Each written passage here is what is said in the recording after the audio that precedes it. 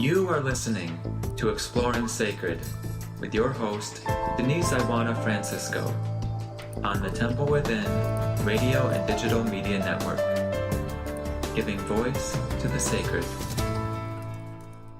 Good morning, everybody. Welcome to a beautiful Wednesday morning or afternoon or evening, wherever you happen to be. It's a beautiful new day. It's sunny and warm and inviting here in the Enchanted Forest, and it's good to be with you all. Wherever you happen to be, you are more than welcome to join me in the chat room, and I am posting that on Facebook right now. So please do feel free to go right ahead and join me, and let's discuss some things today. What's up today? A malnourished soul. Boy, that's something that each and every one of us, I believe, can relate to at one time or another in our lives. Feeling as though something is missing, as though something within us is hollow and needing nourishment. Sometimes we can just come to feel really lifeless about life and wonder what's going on. Why do I feel this way? I used to have some zippity in my doodah, and I used to have some joie de vivre in my soul, and all of a sudden I'm weary and I'm tired. And why is that? How did it get to be that way? How did that happen? And that's what we're going to talk about this morning. So please do feel free to join me in the chat this morning. And let's talk about that. One of the things that often happens in our lives as we get older is that we get distracted from our soul, our spirit, our connection to spirit. And when that happens, we may be living a life that is active. We may be doing and doing and doing. And doing to the degree that there's no more energy left to do, or we wonder where we went in all of the doing. You know, that feeling like, well, where did I go?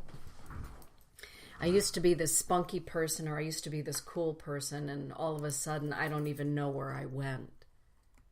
I'm not even who I was, and I'm certainly not who I thought I ever would be, or who I thought I would ever become. And sometimes I believe it's because perhaps we've allowed our soul to become malnourished. And what do I mean by that? Well, not fed, underfed, neglected, or fed improperly. Fed improperly. Good morning, Nikki. Hey, Katie Battle. Hey, Lady Hawk. It is good to have you all here in the chat room this morning. So how do you feel about this subject, ladies? Have you ever felt as though your soul was malnourished or that it was diminished in any way? And when it felt that way, how did it feel for you to have those moments of wondering what that feeling of starvation is within us? I mean, really, we can have a life that looks so beautifully perfect.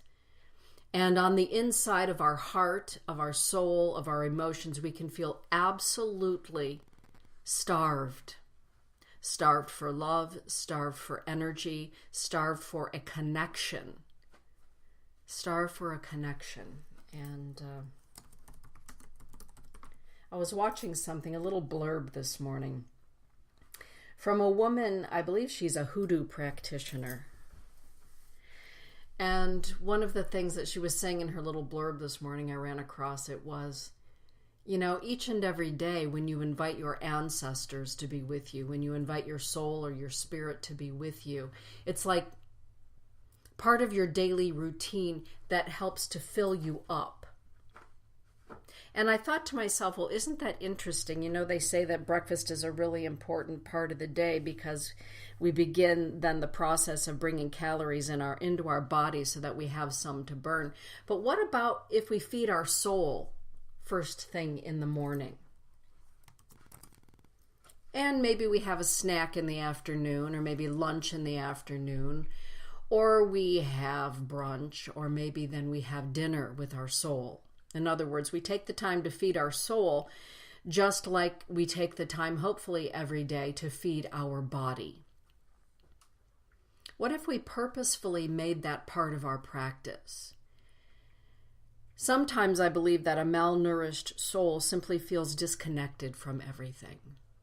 Feels disconnected from life, disconnected from other living beings, disconnected from joy, disconnected from love, all of those things.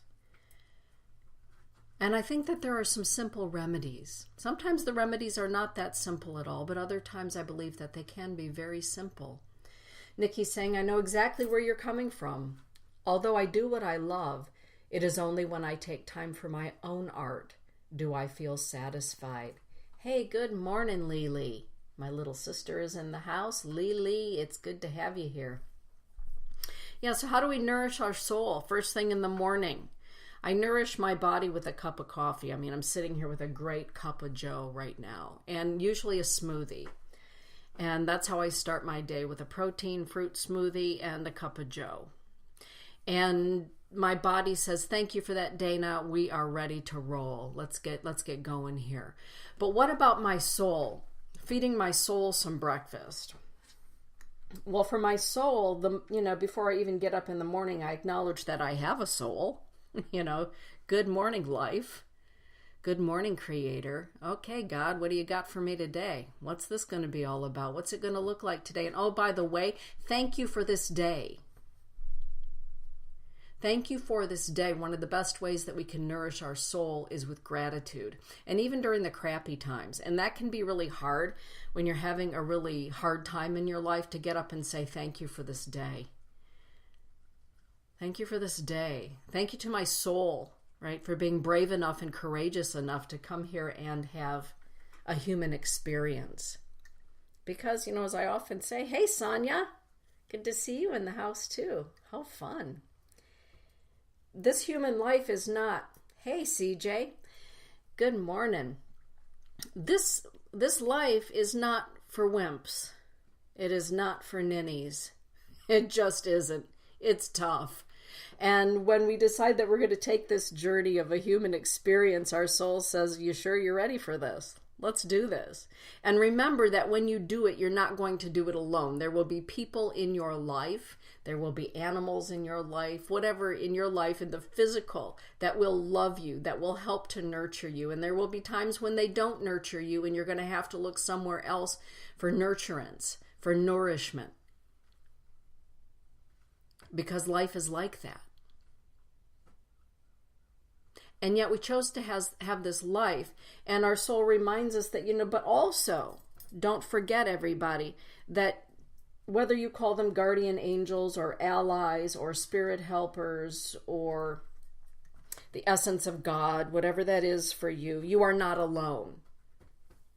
And in the acknowledgement that, I know that I'm not alone. Good morning, angels, allies, totems, guides in spirit. Good morning, Jesus. Good morning, Buddha. Good morning, God. Hi hane washte tunkashila. Good morning. Good morning, Hugin and Moonin, who just did a flyby up, by my office. Good morning. We begin to nourish our soul.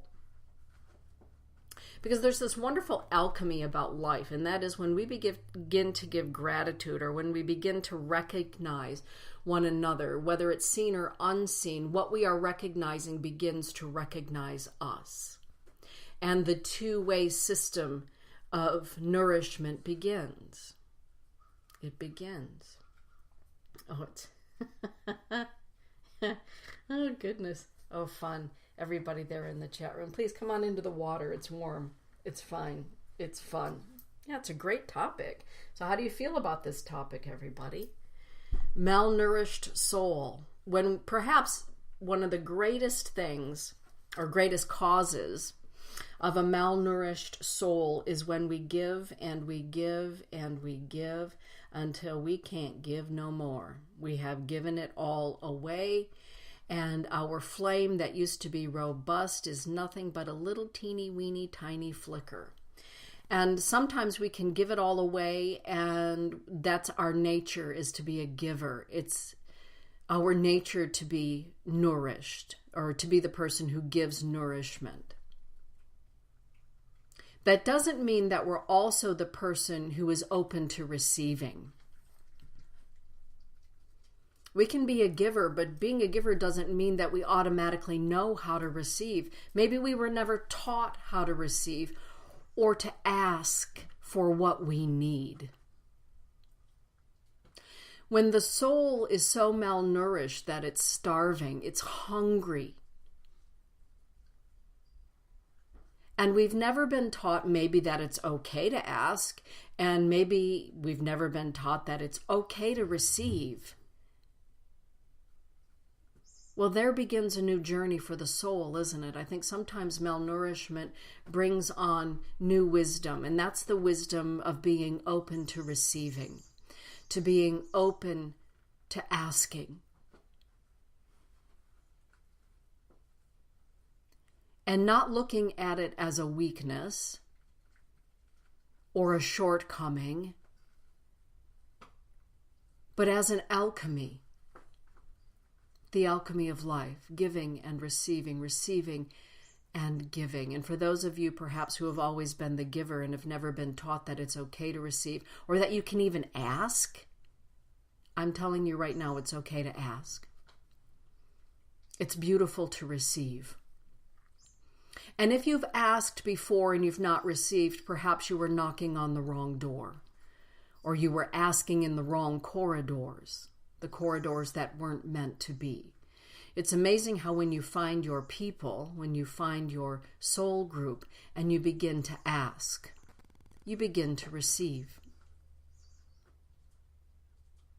As Marie often says, when our basket is empty, it is hard to give from an empty basket. But if you've never been taught to ask for help, sometimes you just need a hug. Sometimes you need a word of encouragement. And it's okay to say those things. It's okay to admit those things. It's okay to ask. It's okay to receive and rest in that. Sometimes we receive and we immediately think, oh my God, I've got to give back right away. You ever do that?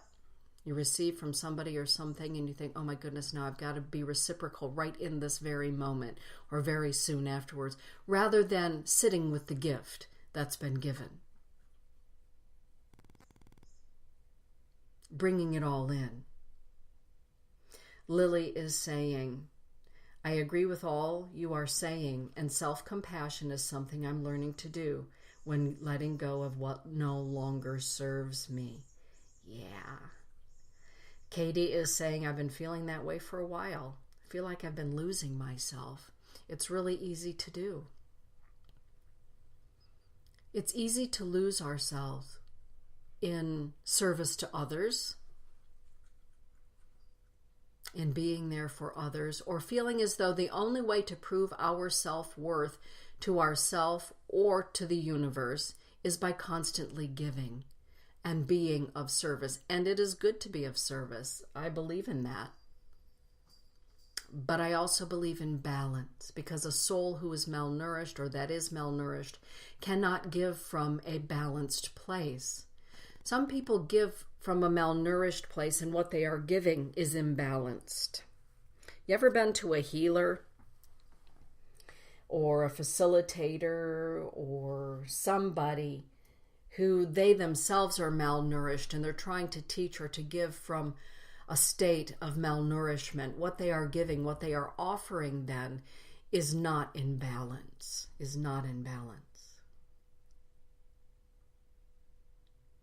Hey, Granny Clampett. Good to have you in the house. Lady Hawk is saying, I need to get back to taking pictures. It's my time to just be. Oh my goodness. Lady Hawk, your soul shines through your photographs. Your connection, the alchemy that you have with your camera lens and your soul and whatever it is photographing is spectacular.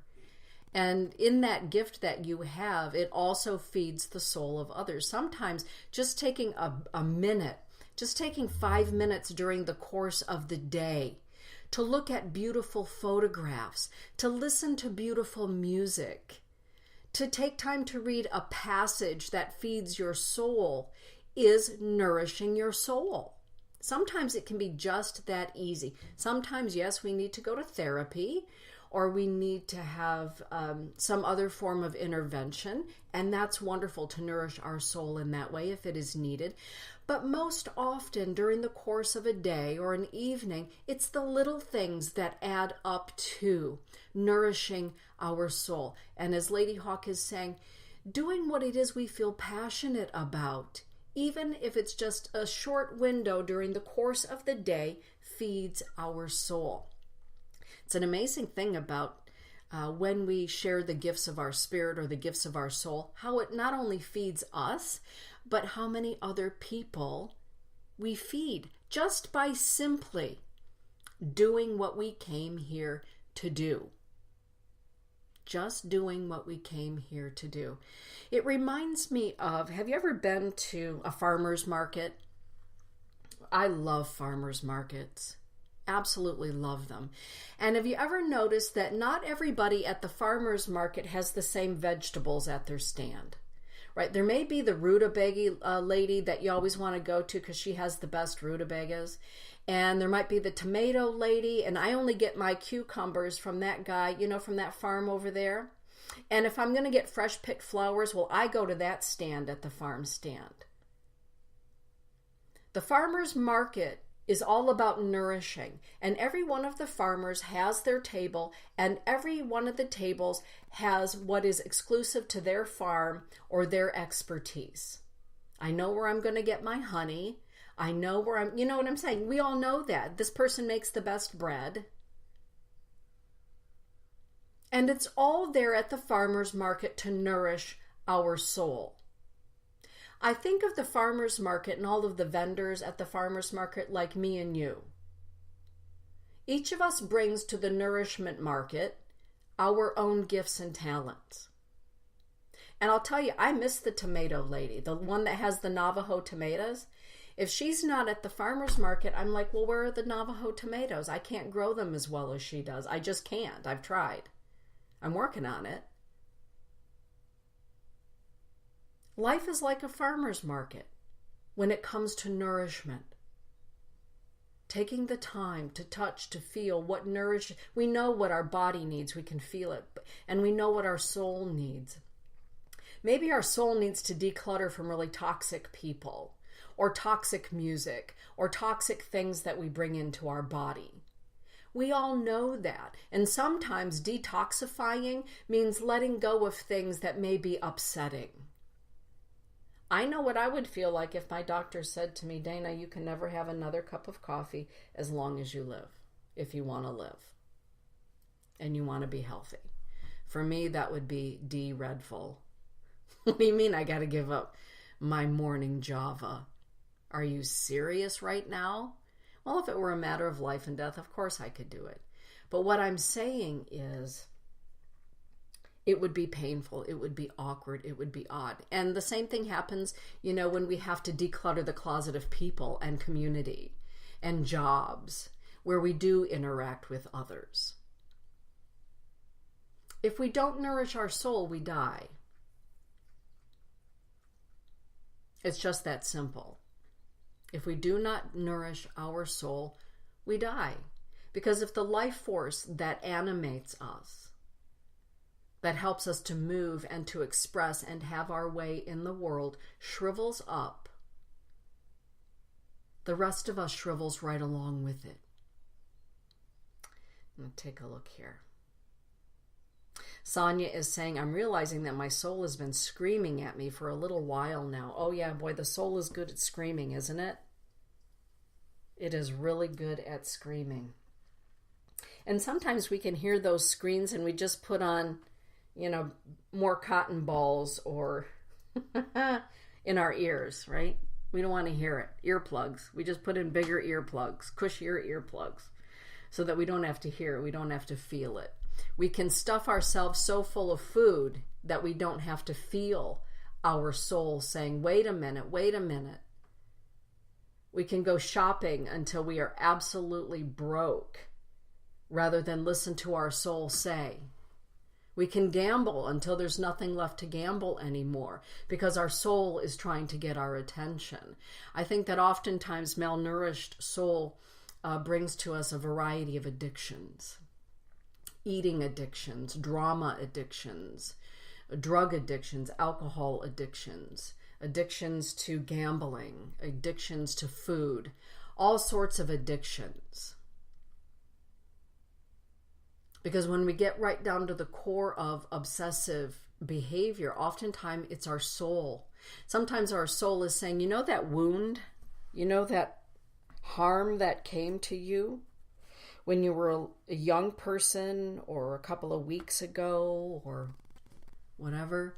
Remember that wound that you didn't triage and you didn't take care of? I think now's the time, says the soul. And we may say, no, I don't think it's time, right? Because our conscious mind says, nope, that hurt then and it's really going to hurt now and I don't want to go through that again. And our soul says, but if you trust me, we'll bring to you the right team to help you with that wound. To help you with that wound that has resulted in your need to move endlessly and ceaselessly to try to please other people. There's a wound at the source of that. It's time to take a look at that. It's up for review. Trust. Because remember in the beginning, we told you that when you came to earth, you wouldn't be alone physically, and at the very least, you would not be alone spiritually. Your soul has companions. It has the source of its being, which is love, which will help you through the mending of that wound that began this malnourishment.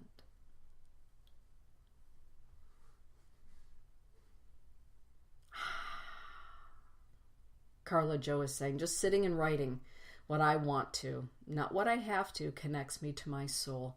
Yeah, just letting it go free. Just letting it move.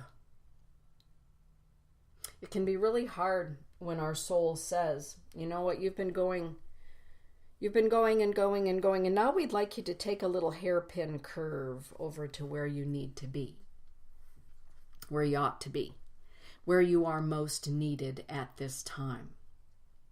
Following the course of our soul or following the voice of our soul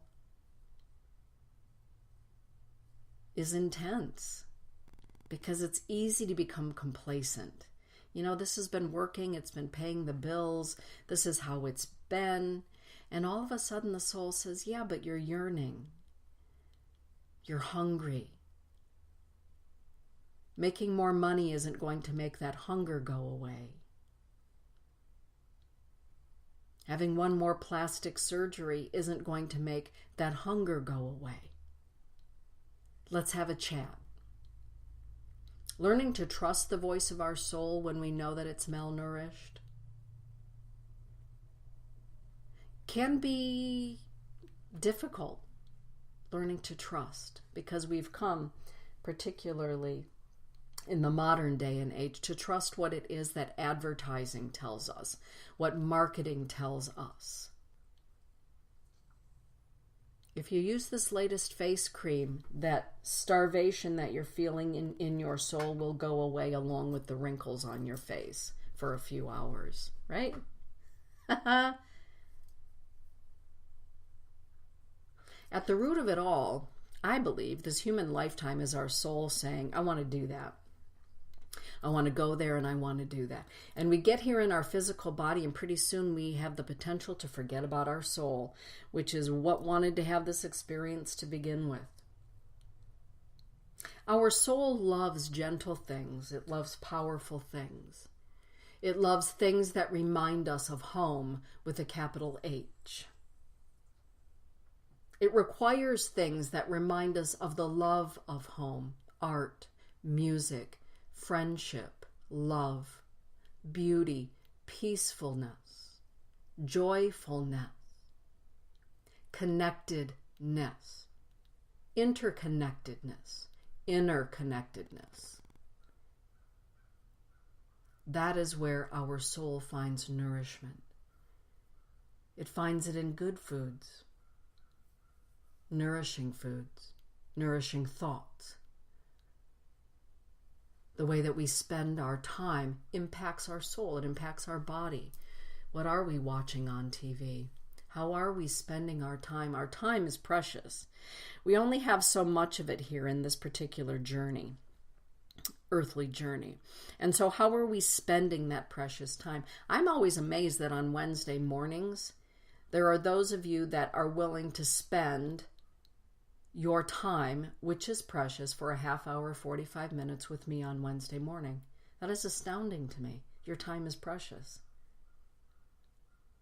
and beautiful to me. That is nourishing. Being in community is nourishing. Yep, Rob is saying advertising makes profit, and profit is the highest and greatest good. Yes, for many people, that is the pillar of having, right, reached the top.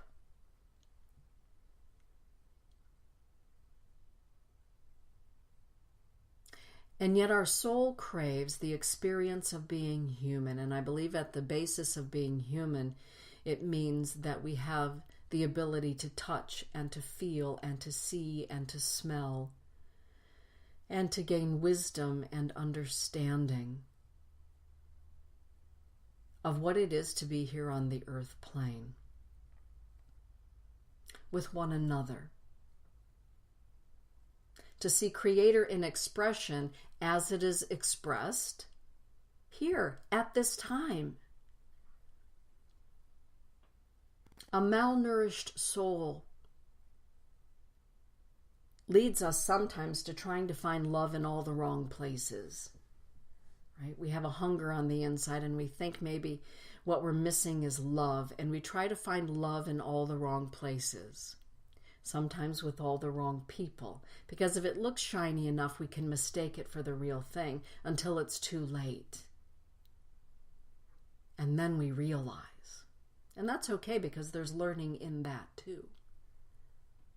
This human life, it's a doozy. It's magnificent. It is magnificent. To come here to express our soul means that in order to express it properly, we need to fuel it properly. I'm a big fan of FloJo, right? And yeah, back in the good old days, I used to run track. You've heard Kelly talk about me on the track and all that. Track and field and sports, and I loved it all. And I marvel at athletes and the way that they feed their body. I mean, my son Dane, when he was living here for a bit, watching him eat, very finicky eater in that he eats pure food. Absolutely pure food, in order so that when he's at the gym, when he's a power lifter, so he fuels his body properly. Broccolis, the green leafy things, the organic chicken, whatever it is, the proteins. Very, very, very, very, very little junk, unless I'm making my famous brownies or Hello Dollies, right? Then there's the exception to the rule. But it fuels his physical body to be at optimal health. And what if we thought about our soul the same way that Dane feels about his body? And Dane is very careful with his soul as well. He spends time outdoors to nourish his soul. Being outside nourishes him. What about a walk in the park? Right? What about, rather than going to McDonald's for lunch, well, maybe you want McDonald's, and so you go get a burger, and maybe you take it to a park. Or maybe you park your car in a place where at the very least you can look at a beautiful tree while you're eating your cheeseburger. Right? It can begin small, the way we nourish our soul. And it continues to grow because it feels really good to nourish a malnourished soul. To mind our own soul, to till our own garden, and allowing others the privilege of tilling their own garden. Some people, I say, build shrines to their malnourished soul rather than feed it. And that's theirs. That's, the honor of being alive, is that you can do what you will as long as you're not harming others, hopefully. But to watch somebody continue to harm themselves is very, very difficult. I guess that's probably a whole other show in and of itself. When our soul is malnourished, we feel hungry. We can feel alone, confused, starved. When we sit with our soul and we ask, why are we starved? Maybe somebody has imprisoned us and starved us. Ever been in one of those relationships where we have been imprisoned and starved? Sometimes we have to unlock our own prison cell and walk out in order to have nourishment again. Sitting with our soul and having a really good tete-a-tete, head-to-head, heart-to-heart, about why it is we're feeling starved. And if we can do something about it where we are, maybe we're just not taking good care of ourselves. Maybe we're not spending time every day just for a minute, 5 minutes, 10 minutes, 20 minutes, doing something that nourishes us, painting, right? Everybody knows on Fridays I'm up at the Heartful Art Studio in Big Rapids. Why do I do that? Because it nourishes my soul. It's nourishing to do that for myself. And for those of you that say to yourself, if I nourish myself, others will think I'm being selfish. Well, so there you go, letting the voice and opinion of another person determine the health of your soul and well-being. Learned helplessness, it's called. Yes, learned helplessness. Some people learn to be helpless, and some people realize, oh my goodness, I've just been taught to be helpless, but you know what, it works. So I think I'll stay here and just be helpless because that's my life. And sometimes for other people, the learned helplessness becomes painful, and it becomes painful to the point where they learn to help themselves and come to understand that it feels good to be autonomous that way. Yeah. It's also ingrained in some people from an early age by well-meaning but ignorant people. Yes. The cycles. And yet the wisdom of our soul says, you know, there's something ain't right here. Something is not right about this camel ride, says Hafiz. Something's not right about this camel ride. And I suspect I know what it is, but if I take care of that, oh my goodness, I am going to rattle some cages and people are going to be upset. And sometimes, well, you know, I think with age, we say, damn the torpedoes, and I've got to take care of myself.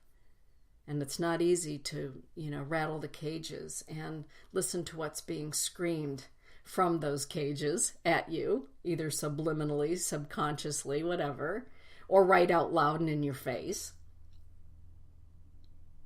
Or do we wait until there is a crash and burn that brings us to our knees or to a stopping point where there is nothing left but for us to live? We either choose to live or die.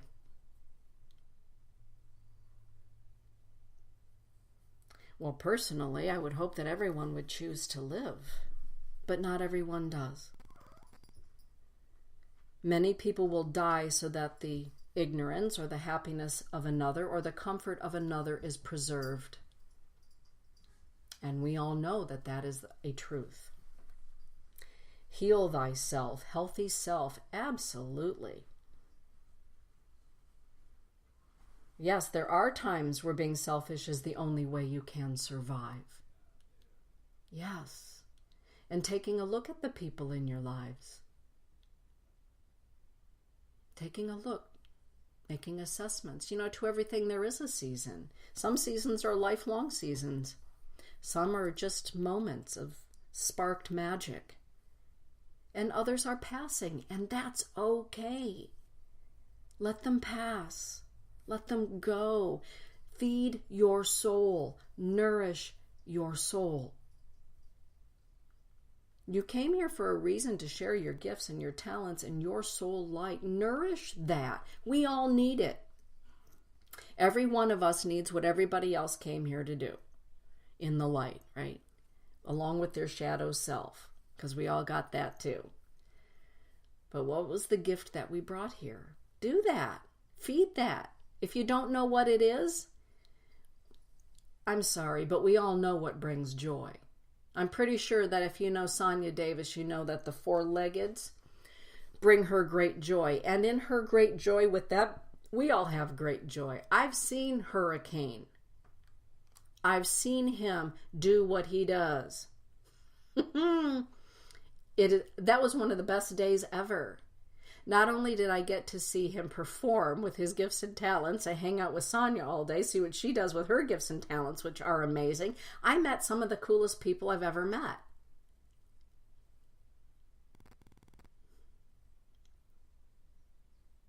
That experience of experiencing one of her gifts and talents and Hurricane's gifts and talents brought me joy. Brings me joy. Right? Right, Lily? Sometimes it's on holo charters out in the middle of the ocean on a 6-story wave. Living life together, nourishing one another. If you don't feel like you can nourish somebody, just, if you can't say nothing nice, don't say anything. Some days are just like that. Just zip it up and stay to home. Hey, Laura. I woke up this morning and I realized I needed some dedicated time to nourish my soul. So I took the rest of the week off. Loving this talk. So appreciative to be here listening. Love. Hey, Laura. It's really great to have you here. Thank you for that.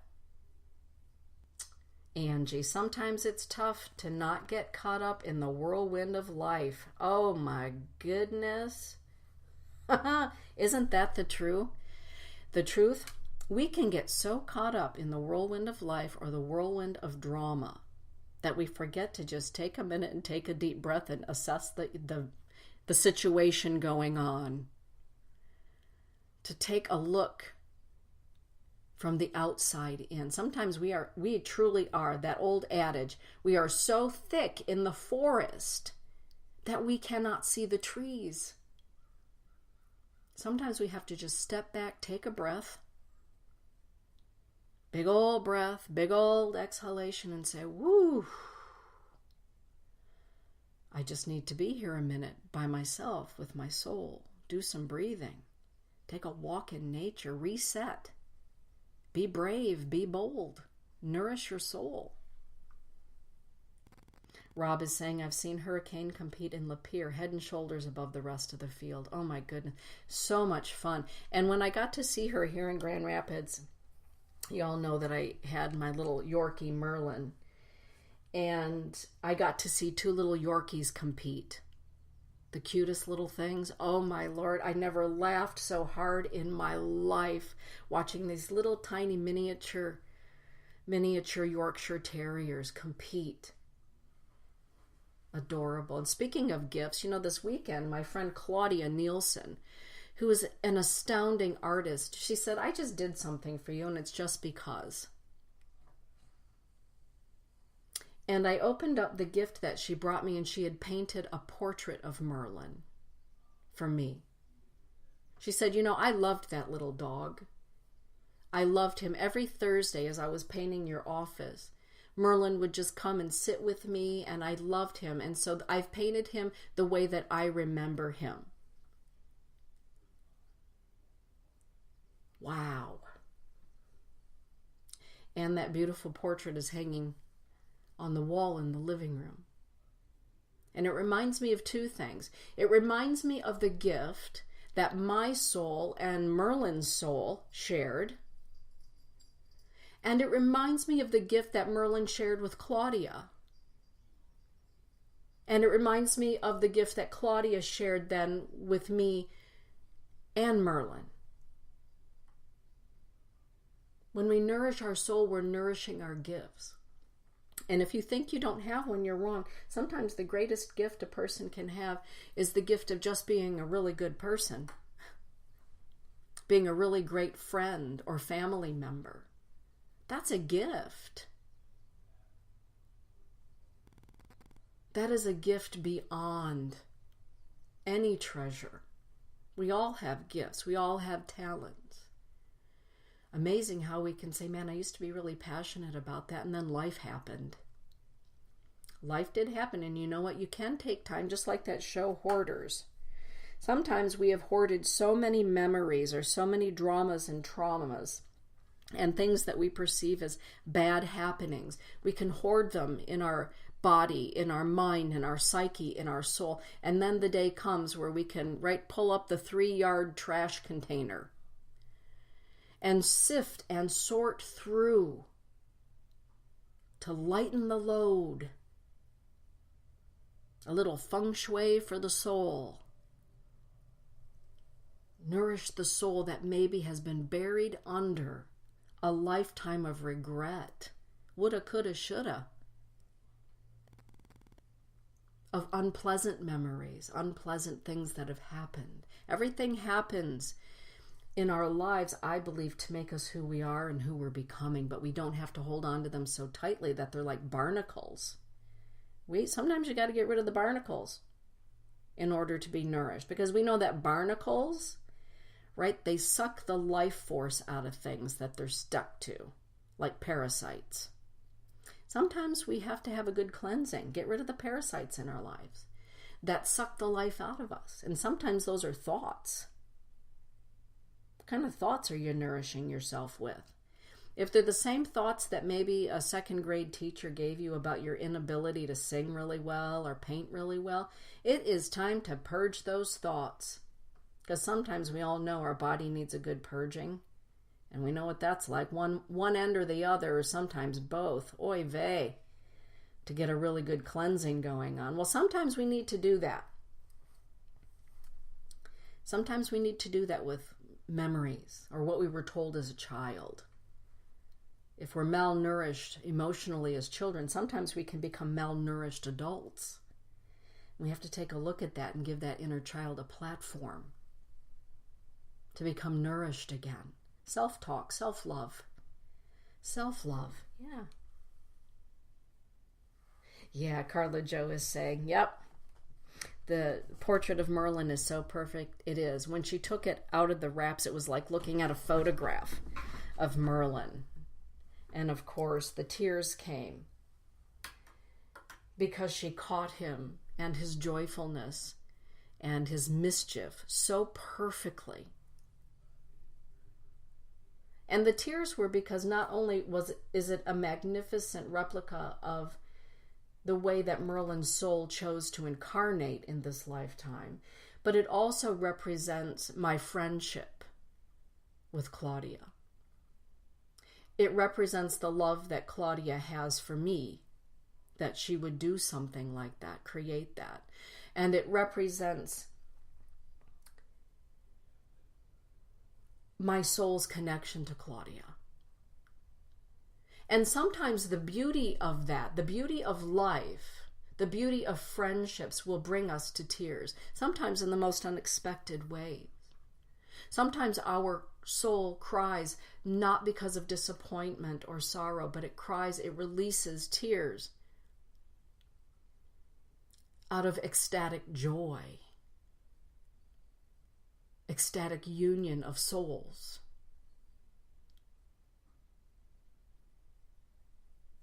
It's magnificent. That's right, Rob. Barnacles do slow down ships. Barnacles in our lives, everybody, slow us down. Sometimes the barnacles in our lives, I love that word, barnacle. Sometimes the barnacles in our lives will bring us to a screeching halt. Sometimes we don't want to pick off those old barnacles because maybe the barnacle has been with us in other lifetimes. Maybe the barnacle gave birth to us. Maybe the barnacle has been our best friend since kindergarten. We don't know. Maybe the barnacle is your job that you hate. And sometimes we look at those barnacles and we think, I'll get to that one day. I'll get to you, you rotten barnacle. One day I'm going to get to you. And all along that your soul is saying, but what about today? What about this moment? What about with this breath? What about this breath? We blow out the barnacle of that thought that you're not a good enough singer or you're not a good enough painter in second grade. Right? Blow that thought out And then you find yourself maybe up at Heartful Art Studio where Miss Nikki is going to say, oh, that's the most beautiful monkey with a banana I've ever seen painted in my whole life. Oh, and so is yours. Look at that. Huh. Our soul is wise enough to gather to us who and what we need when we're ready to let go of the barnacles. Yes, they are difficult to get rid of. Whew, most barnacles will cling on or leave residue, right? So sometimes we have to be really, really adamant in releasing the barnacles. With that, everybody, thank you for being here with me today. Thank you for being you. Thank you for shining your light. Thank you for being a barnacle of joy, right? I love that. Barnacle of joy, a nourishing barnacle, a nourishing part of my journey and the journey of those that love you, those that interact with you. Thank you for that. Continue to shine your light. Whether it's the light of friendship, the light of wisdom, the light of music, the light of art, the art of writing, of poetry, of prose, of athletics, the four-leggeds, of teaching, of mysticism, of photography, whatever it happens to be that your soul radiates through, that your soul finds joy in, all of those things help to nourish all of us. All of those things help to nourish all of us and all of our souls. The collective soul is nourished when you nourish your soul. With that, everybody, I love you. Peace out. Have a beautiful, beautiful day.